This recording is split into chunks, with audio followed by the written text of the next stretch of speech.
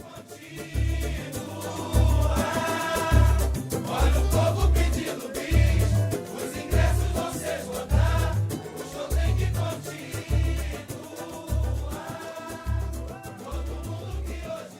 Vambora. Boa noite, gente. Tudo certo? Começando mais um Genérico Cast agora, Genérico Cast 002. Agora estamos em modalidade online com os nossos colegas Breno, Lucas e Alexandre. Todo mundo da sua casinha gravando mais um podcast. Fala aí, gente. Boa noite. Fala, Boa gente. noite, Boa galera. noite. Prazer, Breno. Fala aí, galerinha. Alexandre na área. Mestre Lucas, você Luquinhas tá aí? aqui, tudo bom? Grande, grande. Bom, gente, então hoje a temática boa, finanças e orçamento público. Queria já pedir para o nosso mestre Alexandre começar falando com a sua expertise na área aí. Por favor, Ale. Que isso, estamos sempre aprendendo aí um pouco de cada momento. Pegando o gancho aí, então, de começar a falar de finanças públicas e orçamento público também, né? Essa relação aí é fundamental para o funcionamento adequado do governo aí. E, resumidamente, as finanças públicas, elas se referem às receitas e às despesas do governo, enquanto os orçamentos, eles estão aí falando um pouco sobre o instrumento de estabelecimento de metas e prioridade de gasto por um determinado período, né? Essas metas e prioridades, elas afetam aí diretamente, significativamente na vida da população, que ela define para onde será dirigido os valores arrecadados, né? Como será diversificados esses recursos nos setores como prestação de serviços, e aí através da arrecadação de impostos e cargas tributárias, investimento em infraestrutura, desenvolvimento econômico e no bem-estar social, né? Então, assim, por conta disso, isso é importantíssimo e é necessário não só a participação da nossa sociedade, de cada um da população, mas também entender como funciona isso aí, pelo menos de maneira básica, né? A gente não precisa saber de tudo, mas a gente tem que conscientizar sempre a população, estar próximo, estar ensinando e buscando, para que tenha noção desse funcionamento, né? Como é que funcionam essas engrenagens econômicas, e aí para poder ter um direcionamento de como cobrar, como acompanhar o governo e alinhar as prioridades sociais ali junto com os objetivos que o governo tem, né? Junto com as reuniões que vão ser definidas, o que será gasto, como será gasto. Sim, sim. Pô, cara, show de bola então. E tipo assim, aproveitando esse gancho seu que você tá falando aí da participação do governo, da população, né? É importante que o orçamento público seja transparente, né? E que a população tenha essa prestação de contas, acesso a essa prestação de contas. E para isso a gente tem portais, né? Portais de transparência, que são plataformas online criadas pelo governo, com o objetivo de disponibilizar essa informação e todas as atividades governamentais para que realmente seja transparente, que o público, que a população consiga ter acesso e visualizar onde está sendo investido o dinheiro deles, né? O dinheiro da população. Então você tem acesso aí a uma ampla gama de dados, documentos, de gastos públicos, licitações, contratos, salários de servidores. A gente, né, no ambiente da UFES tem também um portal para a gente ter acesso a todas essas informações e, né, através dessa gestão de finanças públicas e do orçamento que os governos podem promover o crescimento econômico, reduzir a pobreza, fornecer serviços públicos essenciais de qualidade ali também e investir em infraestrutura, já que, né, o nosso país está ali em desenvolvimento, então tem altos gastos com infraestrutura. E aí, né, Davi? Em resumo, né, a gente percebe como que as finanças e o orçamento público estão intrinsecamente ligados e conectados, né? E essa interação é essencial para o planejamento adequado e a correta gestão financeira das contas do governo, né? Que vai garantir que os recursos sejam utilizados de uma maneira eficiente e em conformidade com as necessidades e prioridades da sociedade. Prioridades essas que são definidas por meio de alguns mecanismos, né? Que, no caso, são 3 principais mecanismos de orçamento público, o PPA, né, o Plano Plurianual, a LDO, Lei de Diretrizes Orçamentárias, e a LOA, Lei Orçamentária Anual. Mas, enfim, são esses os norteadores, né, aquilo que darão um norte do orçamento público, que darão uma conformidade para aquilo que vai ser praticado dentro da gestão do erário público, né? Enquanto que a gente consegue identificar que na nossa realidade aí, no passado, principalmente, houveram algumas situações que, por falta de gestão ou por gestão inadequada, nós conseguimos ver alguns casos até mesmo de corrupção, né? Show, não, perfeito. Cara, tem alguns casos aqui que a gente pode citar. Eu acho que um desses grandes casos aí é o da Lava Jato, né, cara? Que, tipo assim, foi um marco na história do Brasil. Revelou um dos maiores esquemas de corrupção da história, né? Que vivia desvio de recursos públicos, em superfaturamento e licitações, pagamento de propina para empreiteira de obras públicas, envolvendo também a Petrobras, algumas empresas do setor de construção, de engenharia, né? E esse caso destacou a importância, né, da transparência das finanças públicas, do combate à corrupção, né, devido a isso, e a necessidade de uma gestão mais eficiente ali dos nossos recursos Dos recursos públicos, né? gerais, né? Voltando aí para o assunto, inclusive, a gente falando aí de alguns casos que são polêmicos e famosos também, né? A gente tem aí um caso do escândalo das despesas parlamentares do Reino Unido também. Lá a gente teve, a gente não, eles tiveram também, né? Um caso de escândalos parlamentares que correu em 2009, eles estavam lá com algumas revelações de gastos pessoais de parlamentares com fundos públicos, né? E esses gastos eles incluíam reforma de residências, compras de eletrônicos, móveis, até jardinagem os caras estavam comprando com dinheiro público, desviando dinheiro público, né? E aí esse caso gerou uma indignação tremenda nos eleitores, eles reivindicaram resoluções práticas, sanções aos envolvidos, e a partir daí eles até criaram uma entidade independente, né, aí para supervisionar esses gastos e dar maior transparência e controle. Justamente volta para o que a gente tinha comunicado lá no começo, né? A gente tem lá as finanças, que são as receitas e despesas, elas têm um fundamento de serem direcionadas às coisas úteis, e aí pega o orçamento ali, é desviado, é um escândalo de corrupção, né?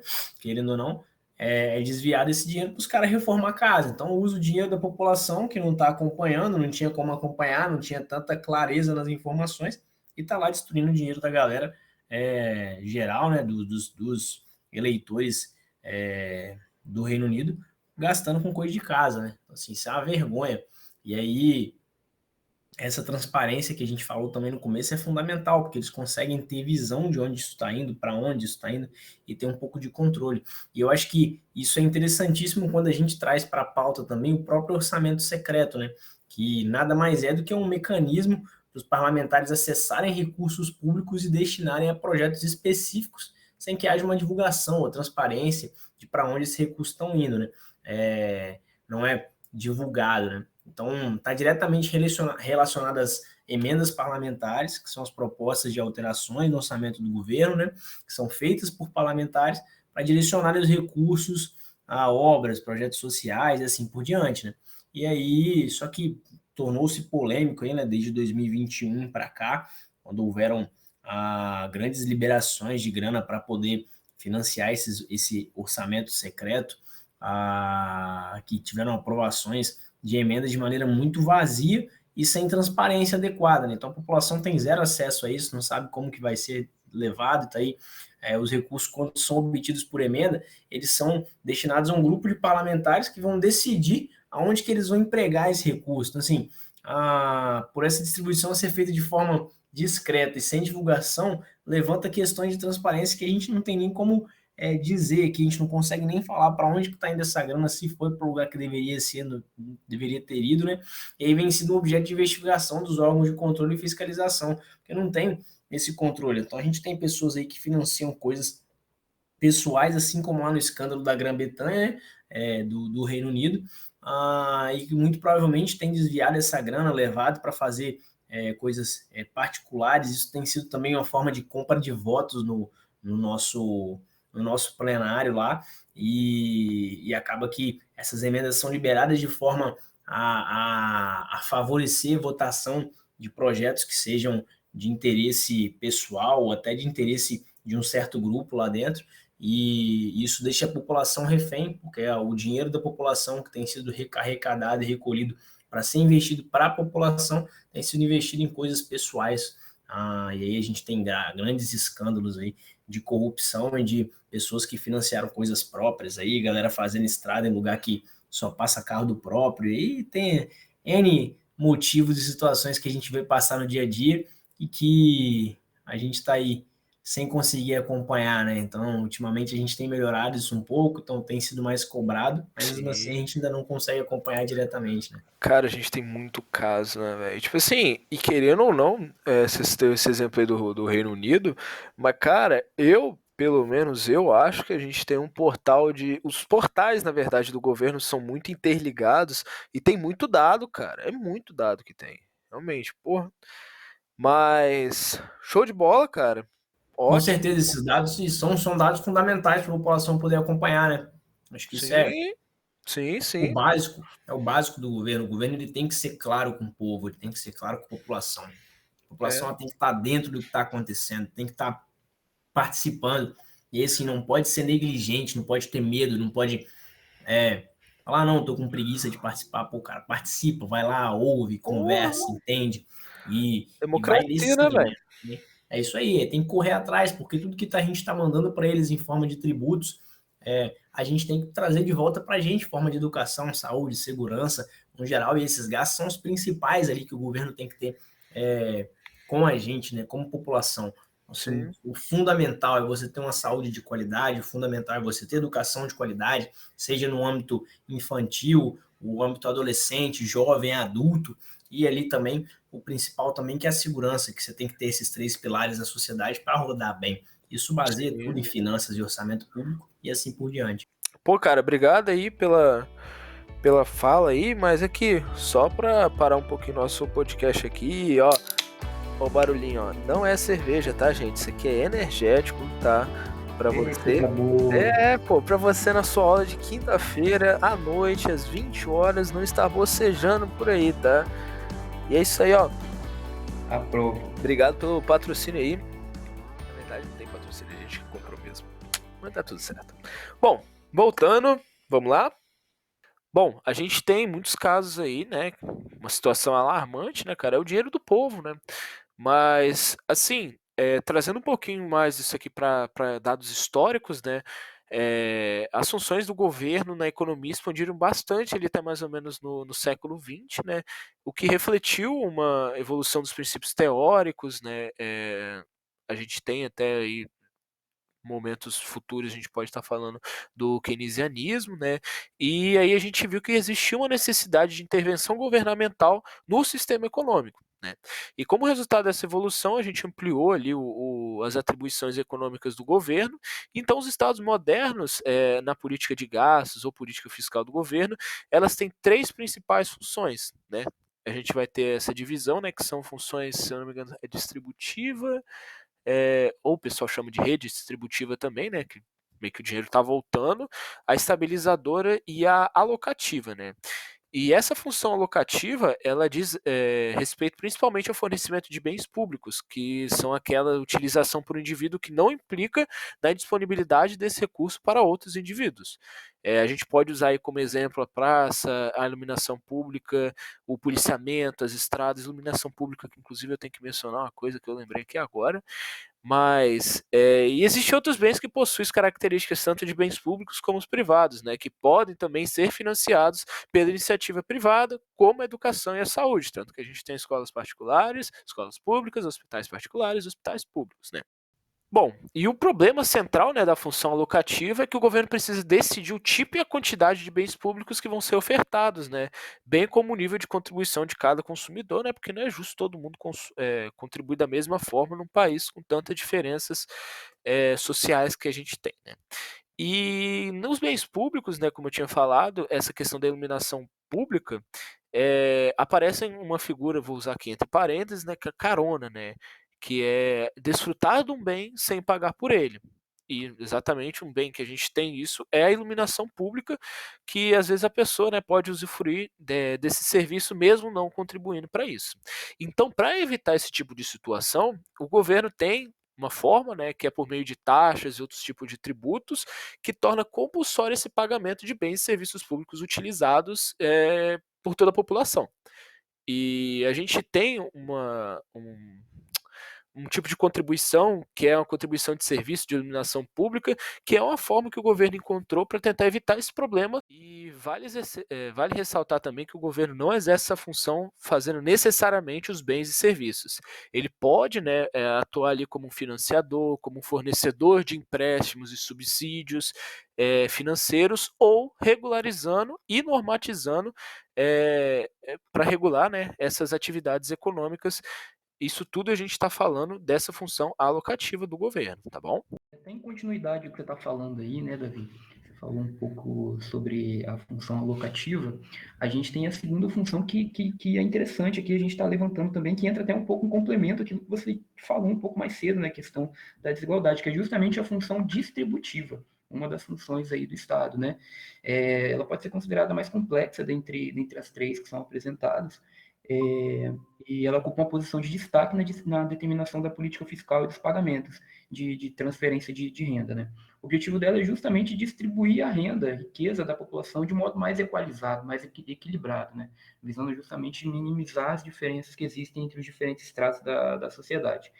E um exemplo desse tipo de função, né, a função distributiva do Estado, é justamente na utilização do imposto de renda progressivo para financiar serviços públicos como a moradia popular, por exemplo, né, como programas como Minha Casa Minha Vida, e tem até o programa do Auxílio Brasil, né, que voltou a ser agora, né, o Bolsa Família, mas é um tipo de programa que se enquadra dentro dessa função distributiva do Estado. Show! E, bem, partindo agora para a função estabilizadora, né, dos gastos públicos, vale a pena a gente ressaltar que essas são políticas que são anticíclicas do governo.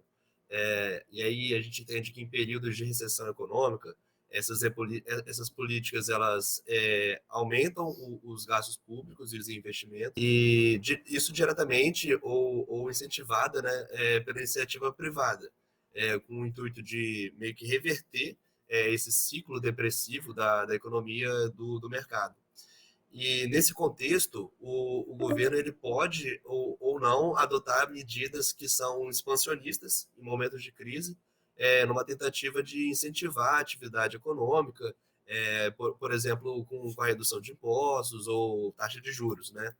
E o governo federal, ele anunciou na última quinta-feira, no dia 25, um pacote de medidas, inclusive, com o objetivo de reduzir o preço final dos carros para os consumidores, né? Os descontos, eles meio que incidiam sobre os valores dos veículos, né, que ia de 1,5 até 10,96 aproximadamente, isso de acordo com o critério dos preços, né? Então a gente está falando sobre eficiência energética e também densidade industrial no país. Aqui, deixa eu só. Desculpa te cortar, cara, mas deixa eu só aproveitar que eu estava lendo essa semana no site do Conselho de Economia, se eu não me engano, que teve um conselheiro lá que ele falou que a iniciativa é realmente boa, né? Essa questão aí de popularizar, realmente tornar popular o preço do carro, popular, né? Mas assim, ele fala que se não reduzir a taxa de juro, a pessoa ela não vai ter o dinheiro, por exemplo, para comprar o carro à vista, né? Aí ela vai ter Total. que financiar, por exemplo, uma parte, ou financiar grande parte do carro, e mesmo assim ela vai pagar muito, porque se a gente não tiver uma redução na taxa de juros, esses 60 mil reais ali que o carro tornou popular, às vezes vai ficar o preço do carro como era antes, por conta das taxas de juros altíssimas. Tá, mas e aí, como é que o governo tem a sua arrecadação, né? Como é que ele tem a sua receita? Bem, no geral, a gente tem três classes ou três níveis de finanças, ou fazendas públicas, né? Que seria o nível federal, o nível estadual e o nível municipal. Os impostos, eles constituem a maior parcela das receitas, e eles vão se dividir em diretos, que são aqueles que se originam no momento que a renda do sujeito passivo se produz ou se distribui. E a gente tem os impostos indiretos, né, que são aqueles quando se a taxa de renda, no momento em que seus titulares eles adquirem algum bem e tudo mais. E são exemplos de impostos que a gente pode dar, né, de impostos diretos. Por exemplo, o imposto de renda, que a gente chama de IR, das pessoas físicas e também o imposto predial. São impostos indiretos, que a gente pode dar como exemplo. O imposto de importação, o imposto sobre produtos industrializados, o imposto de circulação de mercadorias e serviços, né, ICMS, e por aí vai. E nessa definição sobre os impostos, a gente pode classificar eles de acordo com a sua jurisdição, que se dividem em três tipos, né, como a gente falou anteriormente. São os federais, os estaduais e os municipais. Os federais, para a gente começar falando sobre eles, né? Renda de pessoa física e jurídica. E aí pega direto na fonte. Hein, mas você declarou o seu, cara? Porque ontem, dia 31, foi o último dia, hein? Rapaz, pior que eu declarei no último dia. O Leão vai te pegar. Ah, tá. Então o Leão vai te pegar, não. Deu certo, deu certo. Tá bem, então. Mas, enfim, além desse, a gente tem as importações e exportações e os produtos industrializados. E aí, partindo para os impostos estaduais, a gente sabe que eles incidem sobre, por exemplo, a propriedade de veículos automotores, doações, operações relativas à circulação de mercadorias, né, ICMS, prestações de serviço de transporte interestadual e intermunicipal, e além de prestações de serviço de comunicação. E aí, partindo para a última parte, né, dos impostos municipais, a gente sabe que eles incidem sobre aspectos como a propriedade territorial urbana, que seria o IPTU, e serviços de qualquer natureza, a gente falando sobre o ISS, por exemplo. E o ISS, só para puxar um ganchinho aqui com o ISS, ele é um imposto que o governo também pode usar como incentivo fiscal. Que em alguns casos, né, a gente tem um exemplo aqui do centro da nossa capital, que está dando incentivo fiscal para empresas que abrem ou estão atuando ali no centro, né, de redução de ISS. Então, assim, o imposto também pode ser usado como uma ferramenta fiscal, né, uma ferramenta de, como a gente tinha falado antes, de equilíbrio, né? Bom, e assim, agora usando um pouquinho de termos, né? A gente teve muito desses exemplos de impostos e tributos, mas alguns outros termos, né, para receitas públicas, Ô, elas. Davi, Oi, desculpa te interromper, viu? Mas só falando sobre o ISS, só acrescentando, lembrando que essa questão do ISS também serve para promover o crescimento da região. Então, por exemplo, não adianta só a empresa interessada em reduzir esse imposto, ela apenas mudar a inscrição fiscal dela, né? Ela precisa estar presente naquela região, né? Precisa ter uma filial, ou precisa ter a sua sede ali, então não adianta só mudar a inscrição fiscal, né? Só o CNPJ. entendi. Não, perfeito. Um ótimo exemplo, é isso aí mesmo. Tranquilo. Mas assim, só dando continuidade aqui para a gente falar um pouquinho de termo, né? Que as receitas públicas elas podem ser classificadas também como a sua forma de ingresso, né? Então a gente tem as receitas orçamentárias, né? E as receitas extra-orçamentárias, o que está dentro e o que está fora do orçamento. E essas receitas orçamentárias, elas são entradas de recursos que o Estado utiliza para financiar os gastos públicos. Ou seja, são receitas que de fato pertencem ao orçamento público. E ainda que não previstas no orçamento, mas elas dependem da autorização legislativa para serem incorporadas ao orçamento. Já as receitas extra-orçamentárias, elas não integram o orçamento público, de forma, né, que elas são temporárias ou representam passivos exigíveis do ente, né, como emissão de papel moeda, depósitos em calção e outras entradas compensatórias que a gente tem aí, tá? E elas não dependem de autorização legislativa para se realizarem. Pô, nosso amigo Alexandre caiu, cara. São Triste.